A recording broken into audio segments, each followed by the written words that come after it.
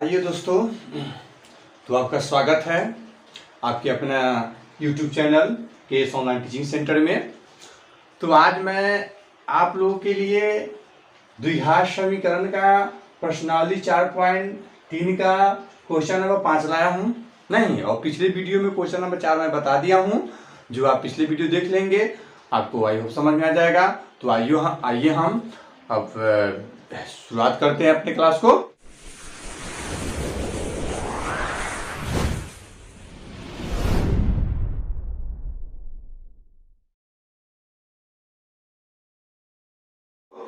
तो देखिए, एक क्लास टेस्ट में शेफाली के गणित और अंग्रेजी में प्राप्त किए गए अंकों का योग कितना है? 30 है।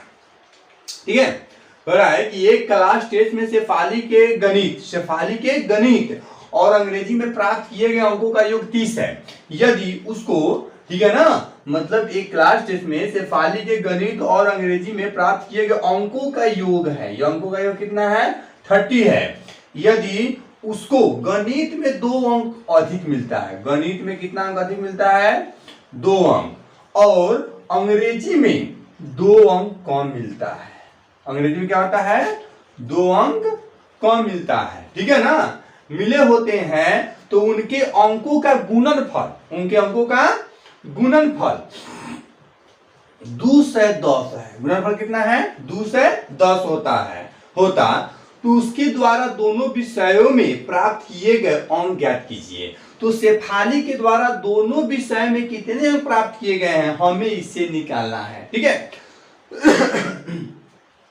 आप चूंकि जानते हैं कि अगर हमको जो चीज निकालना होता है उससे हम मानते हैं। ठीक है, इसलिए हम यहां चलिए सॉल्व करते हैं। लिखेंगे, माना कि शेफाली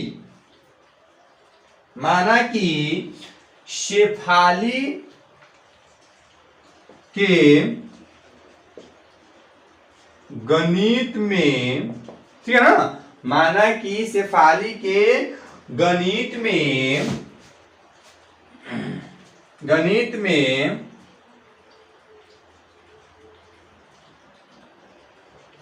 अंक कितना है? 1 है। या ऐसे भी लिख सकते हैं, माना कि शेफाली गणित में 1 अंक है क्या, या माना कि शेफाली गणित में अंक 1 है। चलिए, तो चूंकि गणित और अंग्रेजी में प्राप्त किए गए अंकों का योग है 30, तो माना कि शेफाली के गणित में अंक कितने हैं? 1 हैं। तो अंग्रेजी में, ठीक है ना, तो अंग्रेजी में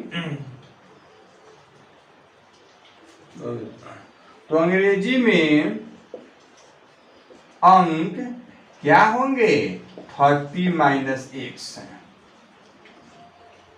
30 - 1 है। ठीक है, आप समझ गए कि एक क्लास टेस्ट में शेफाली के गणित और अंग्रेजी में प्राप्त किए गए अंकों का योग 30 है।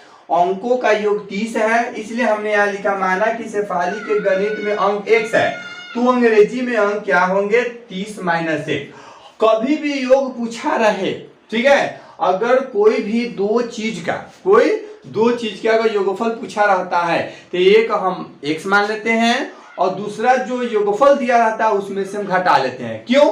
क्योंकि दोनों को जोड़ने पर 30 आना चाहिए। तो मान लीजिए एक अगर हम x माने तो x की जगह पर अगर 5 आएगा ना, तो दूसरा क्या होगा? तो दूसरे के लिए 30 में से 5 घटा दीजिएगा तब 25 हो जाएगा, क्योंकि 25 और 5 कितना होता है? 30 होता है। इसीलिए हम लिखे हैं कि माना कि शेफाली के गणित में अंक 1 है, तो अंग्रेजी में अंक कितना हो गए? ये 30 - 1 हो गया। अब हम क्या लिखेंगे बाबू? प्रश्नानुसार। क्या लिखेंगे? प्रश्नानुसार। अब लिखेंगे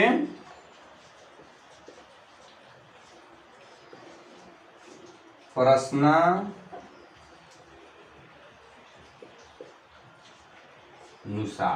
यहाँ क्या देंगे? कॉमा।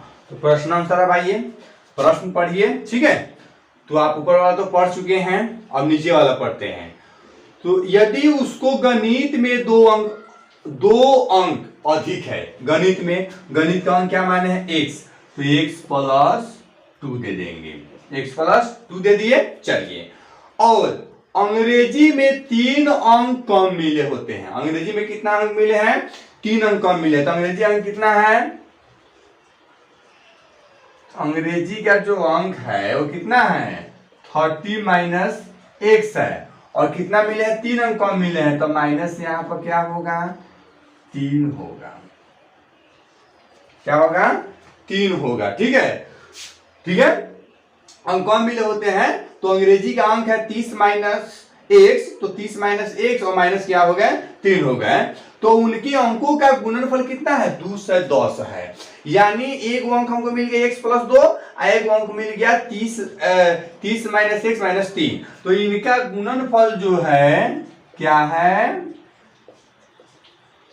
210 है। तो यहां बराबर लिख दीजिए 210। ठीक है, x+2 इंटू 30 - x, और ये आपका अंग्रेजी का अंक हो गया। अब माइनस कितना है? 3 है, क्योंकि उस 3 अंक कम है, तो उनके अंकों का योगफल 210 है, तो बराबर 210 हो गया। तो उसके द्वारा दोनों विषय में प्राप्त किए गए अंक ज्ञात करना है। ठीक है, तो अब हम इसे क्या करेंगे बाबू? हल करेंगे। तो आप चूंकि जान है कि दोनों गुणनफल में है, क्या है? दोनों गुणनफल में है, तो इससे पहले हम हल कर लेते हैं, या लिखते हैं, क्योंकि आप जानते हैं कि समीकरण जब हम बनाते हैं तो इसी प्रकार का ही करते हैं। तो यहां देखेंगे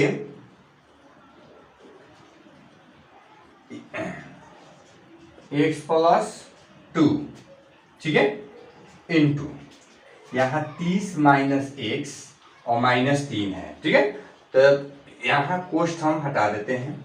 जब कोष्ठ हटाएंगे तो ये क्या हो जाएगा?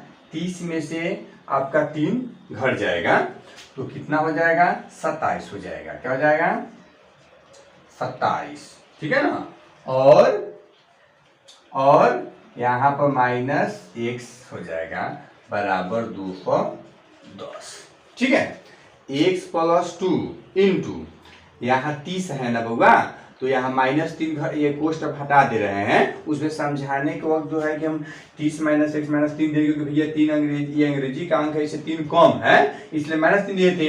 अभी हटाएंगे तो ये 30 में से 3 घट जाएगा तो 27 हो जाएगा। -1 नहीं, तो x+2 इंटू 27 - x बराबर कितना हो गया? 210 हो गया। ठीक है, तो आप चूंकि ये तो इतना हम लिख लिए हैं, अब हम इसको क्लीन कर रहे हैं। आप आई होप समझ चुके होंगे, इसलिए मैं इसे क्या कर रहा हूँ? अब क्लीन कर रहा हूँ। ठीक है, अब देखिए, मैं क्वेश्चन तो नहीं लिखता, क्योंकि क्वेश्चन तो आपके बुक में दिया रहता है, लेकिन लिखने का मेरा वजह यही था कि आपको सब बढ़िया से बढ़िया समझ में आ जाए। यही कारण है कि हमें क्वेश्चन को लिखना पड़ा है। ठीक है, चलिए, तो यहाँ पर फिर देखेंगे, या x+2 इंटू x - 27 है, तो x में 27 से गुना करते हैं तो कितना होगा?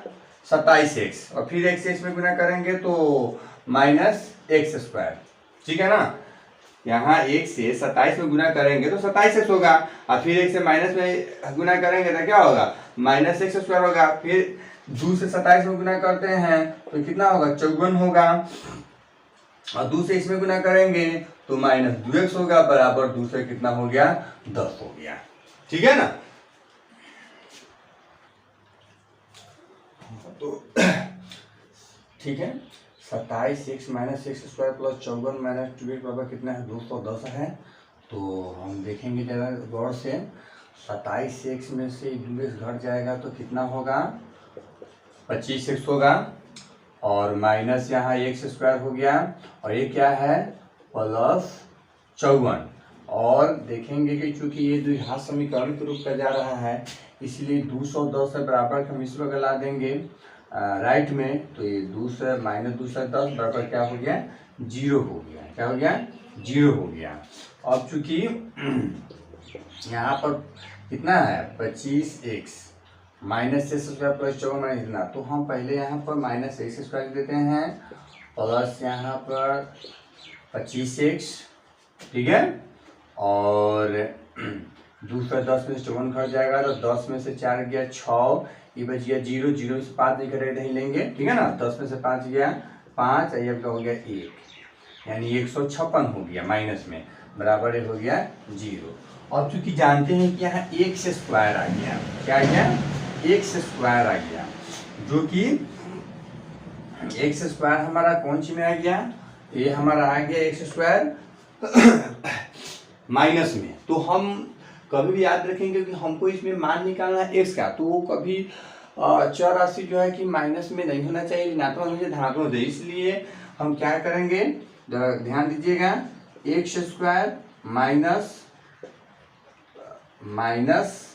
25x प्लस 156 बराबर 0। यहाँ क्या लिख देंगे, -1 से भाग -1 से दोनों तरफ भाग देने पर, ठीक है ना। -1 से दोनों तरफ जब भाग दीजिएगा तो ऑटोमेटिक -1 से दीजिएगा तो प्लस हो जाएगा, प्लस तो माइनस हो जाएगा, माइनस से तो प्लस हो जाएगा, और 0 है तो 0 से 1 -1 में गुना होगा तो 0 होगा। क्लियर हो गया। चलिए अब आइए एक्स स्क्वायर, हाँ इसको अब हम x square minus 25x plus 156 को हम क्या करते हैं, फर्स्ट इंटू थर्ड मेथड पर तोड़ देते हैं।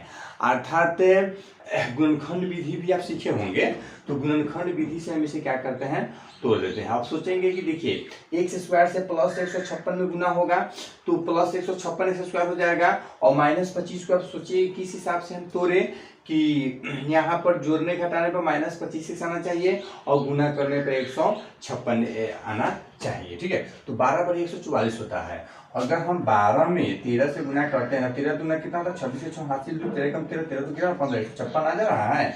तो 12 और 13 ले लेते हैं, यानी यहाँ पर हम ले लेते हैं -13x और -12x, क्योंकि 12 से 13 में गुना होगा तो 156 होगा, माइनस माइनस प्लस होगा, और ये दोनों जोड़ेंगे तो -25x हो जाएगा, और प्लस 156 बराबर 0 हो गया। दोनों में कॉमन ले लेते हैं, x कॉमन लीजिएगा तो x -13 हो जाएगा, फिर यहाँ पर -12 कॉमन लीजिएगा, -12 कॉमन लीजिएगा तो 12 से 12 कट जाएगा, यहाँ x हो जाएगा, माइनस प्लस माइनस हो जाएगा, 12 से इसे भाग कीजिएगा, यहाँ 13 आएगा बराबर 0 हो गया। तो x इंटू एक्स माइनस 13, तो इसमें हम क्या करेंगे, यहाँ x माइनस 13 ले लेंगे, x माइनस 13 और यहाँ x माइनस 12 बराबर क्या हो गया, 0 हो गया, या x माइनस 13 बराबर 0 और x माइनस 12 बराबर ले लेंगे 0।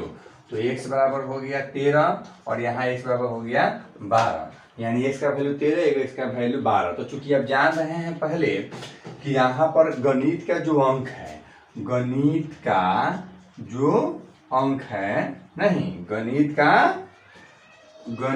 का जो अंक है क्या है, x था, तो इसलिए हो गया हमारा कितना, एक ये गणित का जो हमारा x था वो कितना था, गणित का अंक जो हम माने थे, मेरे सामने नहीं है, आपके कॉपी में होगा x, तो हम ले लेते हैं यहाँ पर एक 12, चूंकि ध्यान से देखेंगे x minus 13 into x minus 12, तो x माइनस 13 यानी x बराबर 13 हो गया, और x माइनस बराबर 0, x बराबर कितना हो गया, 12 हो गया। तो ये वो गणित का अंक मान लेते हैं, हम 12 ले लेते हैं, नहीं, और इसका फिर अंग्रेजी में हम क्या माने थे, अंग्रेजी का जो था वो हम क्या माने थे, ठीक है। तो गणित का अंक x 12 हो गया, क्योंकि मतलब छोटा वाला ही मान हम लिए हैं, क्यों लिए हैं इसके भी आपको पता चल जाएगा। और यहाँ जो है अंग्रेजी का जो अंक है वो कितना था, 30 माइनस x था, यानी 30 में से 12 घटाइएगा तो कितना होगा, 18 होगा। तो अंग्रेजी का अंक कितना हो गया, 18, और गणित का अंक हो गया x, ठीक है। गणित का अंक समझ गए, अंग्रेजी का अंक यहाँ 18 है वो भी आप समझ चुके हैं।